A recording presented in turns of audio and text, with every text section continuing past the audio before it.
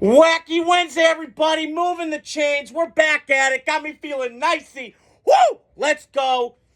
It is one more day, fellas, ladies and gentlemen. One more day for 8 months straight of Trey football. Can I get a hell yeah, brother? Let's go. Yes, one more day.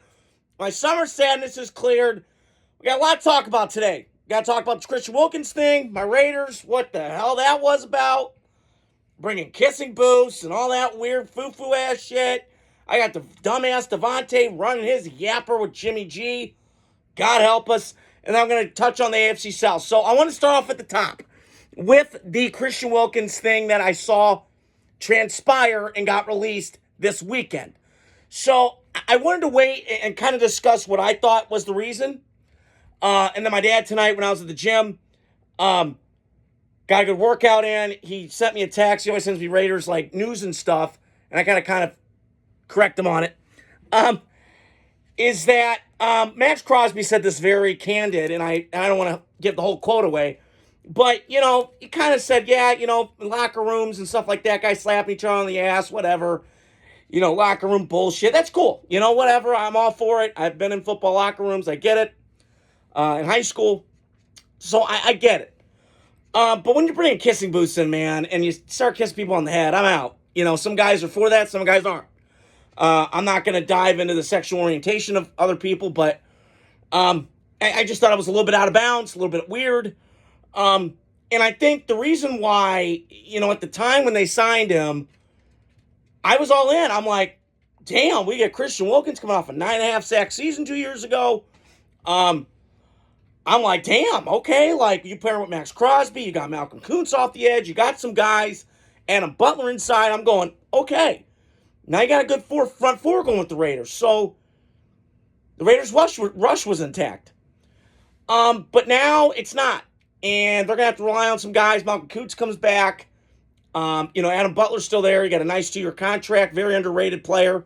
Really creates havoc. I mean, that Kansas City game on Christmas 2 years ago, still one of my favorite memories as a Raider fan. He's back now.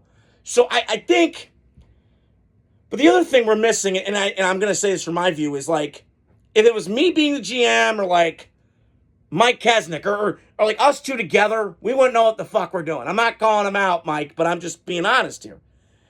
But I think now it's Pete Carroll and John Spytek. John Spytek's been around the block. He was in Tampa, seen how that show goes and how they've been so consistent, so successful since Tom Brady. They won the Super Bowl. And then, obviously, Pete Carroll's been around the block for years. I mean, he dealt with this crap in Seattle, but it wasn't on this level weird. He had some guys that were kind of out there. Earl Thomas giving him the bird as he's, getting carted off. I remember that game. I believe I was in college at the time. So, this is what happens. So I'm not going to buy too much into that with Pete Carroll, like, not being immune to this. Like, he's seen him done the dance before. However, I just, to me, when I watch the Raiders, and again, I just go back to this today, and this is my whole thought was, it just seems like stupid shit always comes up with the Raiders. Always. And it's funny, last night before I went to bed, I watched the Al Davis near the end of his life, and God, it was bad.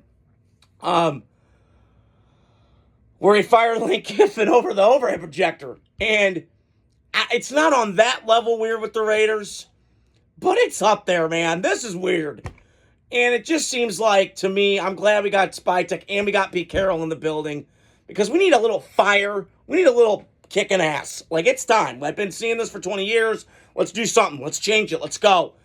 So, we got to wait and see find out what happens. Moving forward, it's unfortunate, the Christian Wilkins thing, but hey, man, my favorite saying in the world is, fuck around, you're going to find out.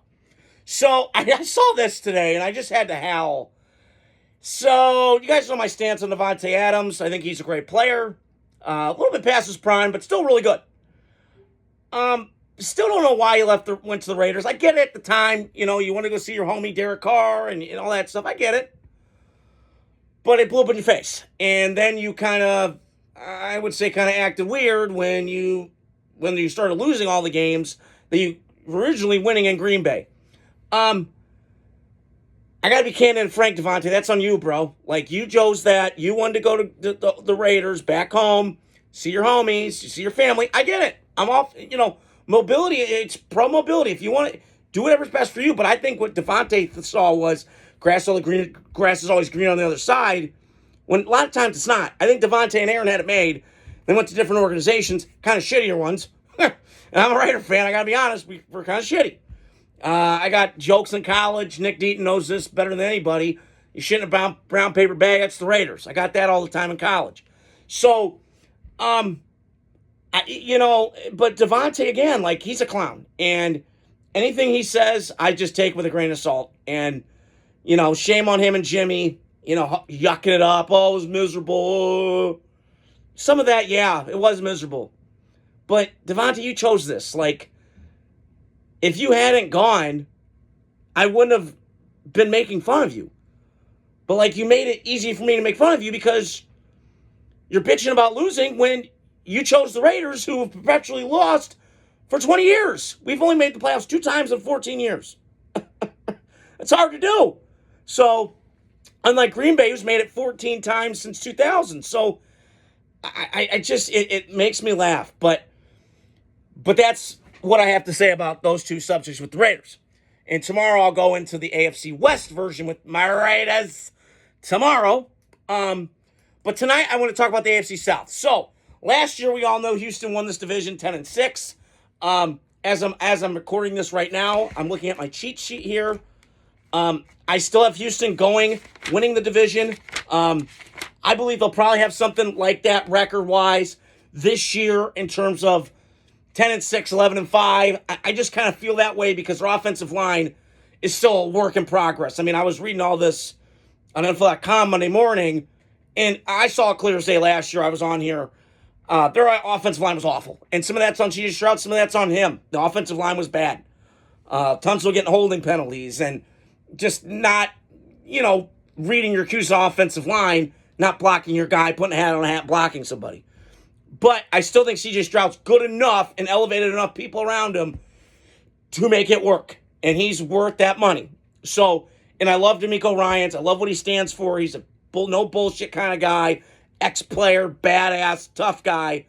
Kind of embodies that city of Houston. I know it's a lot of flash and all that stuff, considering you're in Texas. Everything's bigger in Texas, as the saying. But I'm going to go with Texans #1 in the division.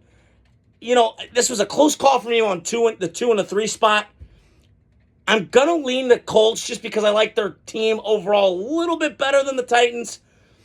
I do think Daniel Jones does start for the Colts, but I've seen this with Shane Steichen. He can work with any quarterback. He got Gardner Minshew 9 wins 2 years ago and was a drop pass away from winning that game against Houston for the division title 2 years ago. I like with Chris Ballard a lot. I know he hasn't made the playoffs a lot, Colts fans. I get that. But he does a good enough job, and they can get players like anybody. They can have a good roster. They don't spend a lot, but they get a lot of good players. Quentin Nelson, Jonathan Taylor, Josh Downs. They got dudes, man. Like, this is not a bad football team. I just think they need a quarterback to kind of steer them in that right direction and play good football. And I believe Daniel Jones could do that. Now, if Richardson kind of proves me wrong and gets all the crap out of him, then okay. But those kind of guys don't hit a lot. The big swing guys. And I have a feeling that Richardson, I don't know, maybe it's ending in Indianapolis, but we shall see. So I will put them as the #2 spot. The 3rd spot, I'm going to roll with the Titans just because I love me some Cam Ward. He was my guy coming out last year, as you guys well know.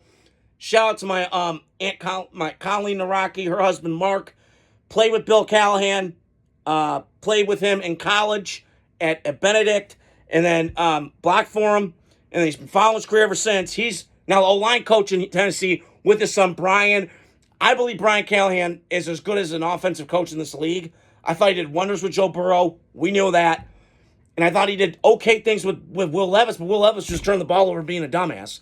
So I think now you get a guy that's mature, buttoned up, kind of feels like a 10-year vet. I watched him tonight, leaving the gym, and he has that quote where, like, yeah, we're pretty mid on offense. That's great. I love hearing that. Now, is he going to be, the other thing is with Tennessee last year, why I'm putting them third is, but they could go, for me right now, this is just predictions before the season. We'll go after the season, recaps and stuff. But for right now, I'm leaning Tennessee third just because I think there's still going to be a little bit of work in progress in terms of offensive line. It's very leaky. I didn't think it was as bad as it was last year, what it indicated. I watched a couple games. The Green Bay game kind of stands out to me like, the guy misses, like, kind of leaves his arm out, and it's an easy sack for Lucas Van Ness for the Packers. They got 9 sacks in that game, and he was getting pummeled. Will Levis is a tough son of a bitch. But to me, their offensive line's going to get better. They got Skronsky. They have Latham at guard. They added some more pieces on the offensive line. It's going to be better. And the thing with the Titans was last year they were boring and bad. You cannot be that in the NFL. You can be bad, but you got to have some, like, pop and some entertainment value to hopefully get better and be a better football team.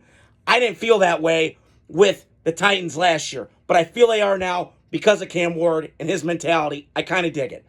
And then last but not least, the Jaguars. I got them fourth. Listen, I know Liam Cohen, he worked wonders with Levis, got him going right until, he left and then shit hit the fan. He's been around Baker Mayfield. He's been around Matt Stafford. And I understand that completely. But the one thing I will say with Trevor Lawrence that I don't think he has is he does not have killer football instincts. I said it last year against the Bills. I just saw a guy that's kind of coasted his way through.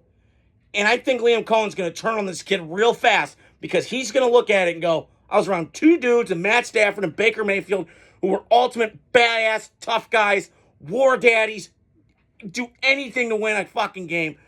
And I don't see that with Trevor. I just see a guy that's nonchalant, just kind of, I'm here, bro, I mean, when your parents come out and tell you that their kid doesn't love football as much as everybody else, problem, ding, ding, ding. So we shall see what the AFC South presents this year, but I am looking forward to watching the Colts with Tyler Warren and their new draft pick, Travis Hunter in Jacksonville. I want to see what Liam Cohen can do if he can get Trevor Lawrence back on track. Kind of that 22-ish level a couple years ago. But I'm really looking forward to seeing the Titans because I love Cam Ward, and I cannot wait to see what Brian Callahan and Bill Callahan, the Callahan crew, get going with that offensive line, Bill Callahan, and what Brian Callahan can do with Cam Ward at quarterback with those talent. So that's all I want to talk about tonight. Stay tuned throughout the week. Got more predictions coming. Adios. Godspeed.